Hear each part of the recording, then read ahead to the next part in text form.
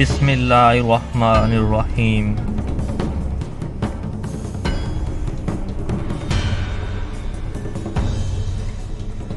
واپس آیا تو اس کے ہاتھ میں چمڑے کا ایک تھیلا تھا۔ تھیلا غدار میر صادق کے آگے رکھ کر بولا، گن لو میر صادق، اس میں پورے 50,000 پاؤنڈ ہیں۔ غدار میر صادق نے تھیلا کھول کر دیکھا تو وہ پاؤنڈوں سے بھرا ہوا تھا۔ کہنے لگا، مجھے انگریزوں پر اعتبار ہے، اچھا اب میں جاتا ہوں، ایک ہفتے کے اندر راکٹ ساز فیکٹری میں آگ لگا کر اسے تباہ کر دیا جائے گا۔ جنرل بروک نے پوچھا، سلطان کی فوجی تیاری کیسی ہے؟ غدار میر صادق بولا، سلطان بڑی زبردست تیاریاں کر رہا ہے اور اس بار وہ آپ کے اس قلعے پر آ کر حملہ کرے گا، اس کے ساتھ 60,000 سے زائد فوج ہوگی۔ جنرل بروک نے کہا، ٹھیک ہے، ہم اس کا مقابلہ کریں گے، مگر اس سے پہلے تمہیں راکٹ فیکٹری میں آگ لگا دینی ہوگی۔ وہ آپ ایک ہفتے کے اندر سن لیں گے کہ سلطان ٹیپو کی راکٹ فیکٹری میں آگ بھڑک اٹھی ہے، غدار میر صادق نے کہا۔ پھر وہ اٹھا اور کہنے لگا، میں خود آپ سے رابطہ پیدا کروں گا، آپ کسی کو بھی میری طرف نہ بھیجیں ورنہ کام خراب ہو سکتا ہے۔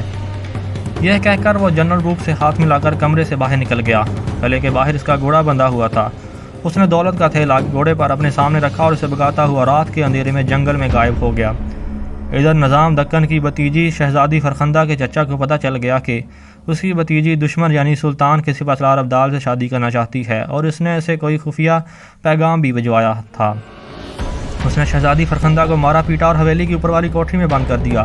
تب فرخندہ نے فیصلہ کر لیا کہ اب وہ ان غداروں کے محل میں نہیں رہے گی اور جہاں سے کسی طرح فرار ہو کر اپنے ہونے والے خاوند اور سلطان ٹیپو کی فوج کے سالار ابدال کے پاس پہنچنے کی کوشش کرے گی۔ اس حویلی سے فرار ہونا مشکل کام تھا۔ حویلی کے باہر 24 گھنٹے پہرا لگا رہتا تھا۔ ایک عورت شام آ کر شہزادی کو کھانا وغیرہ دے جاتی تھی اور اس کا بستر وغیرہ ٹھیک کر جاتی تھی۔ شہزادی فرخندہ نے اس کے ذریعے اپنے وفادار حبشی غلام کو پیغام بھیجا کہ جیسے بھی ہو مجھے حویلی کی قید سے نکال کر سرنگاپٹم پہنچا دو، میں اپنے ہونے والے خاوند ابدال کے پاس جانا چاہتی ہوں۔ حبشی غلام کو جب محل میں یہ اطلاع ملی تو وہ رات کے اندھیرے میں محل کی چھت سے ہوتا ہوا فرخندہ کی حویلی کی چھت پر آ گیا۔ پھر وہاں سے نیچے صحن میں آ کر شہزادی فرخندہ کے دروازے پر آہستہ سے دستک دی۔ اندر سے فرخندہ نے پوچھا، کون ہے؟ حبشی غلام نے دھیمی آواز میں کہا، شہزادی صاحبہ، میں ہوں عقیق، آپ کا وفادار غلام۔ شہزادی فرخندہ نے اس وقت دروازہ کھول دیا۔ حبشی غلام اندر آ گیا۔ کمرے میں شمع روشن تھی، دروازے اور کھڑکی پر پردے گرے تھے۔ شہزادی فرخندہ نے حبشی غلام سے آتے ہی پوچھا، تمہیں دربانوں اور پہرے داروں نے تو نہیں دیکھا؟ حبشی غلام نے کہا، شہزادی صاحبہ، میں چھت پر سے آیا ہوں، مجھے کسی نے نہیں دیکھا۔ شہزادی فرخندہ بولی، عقیق، میں اس قید سے نکل کر سپہ سالار ابدال کے پاس سرنگاپٹم جانا چاہتی ہوں، یہاں صرف تم ہی میری مدد کر سکتے ہو، بولو کیا تم مجھے سرنگاپٹم پہنچا سکو گے؟ میں تمہیں منہ مانگا انعام دوں گی۔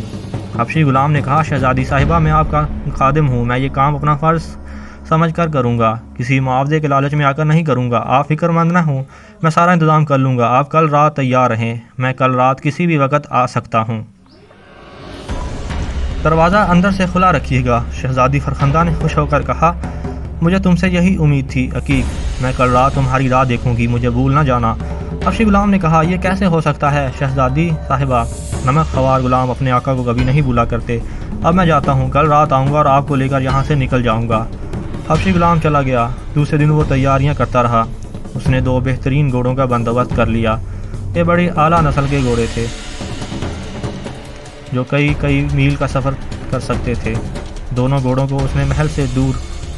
اگلی قسم ملاحظہ فرمائیں ہر رات 9 بجے نیکسٹ پیشن یوٹیوب چینل پر۔